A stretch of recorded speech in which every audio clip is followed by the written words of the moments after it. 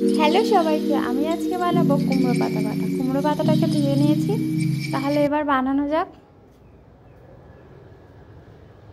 এইভাবে কুমড়ো পাতা বাটা করলে স্বাদ সবচেয়ে বেশি হবে। আমি এখানে নিয়েছি কাঁচা লঙ্কা, পেঁয়াজ, রসুন, কালজিরে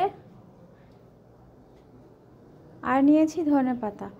কড়াইতে তেল দিয়ে আমি দিয়েছি কালো জিরে ফোড়ন, তারপরে পেঁয়াজ রসুনগুলোকে আমি সুন্দর করে ভেজে নেব, কাঁচা লঙ্কাটাও ভেজে নেব।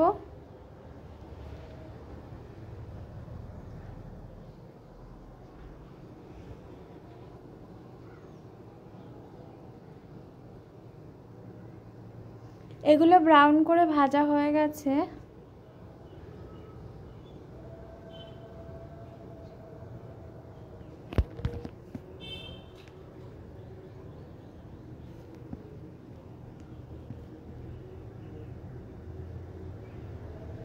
এবার আমি ধনেপাতাটা দিয়ে কুমড়ো পাতাটা দিয়ে দেব।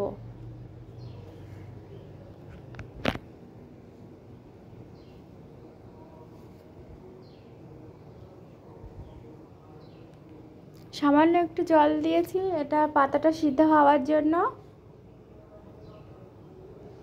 এবার আমি এর থেকে জল ছেড়ে আসলে একটু দেব লবণ। লবণ দিয়ে ভালো করে ধনেপাতাটা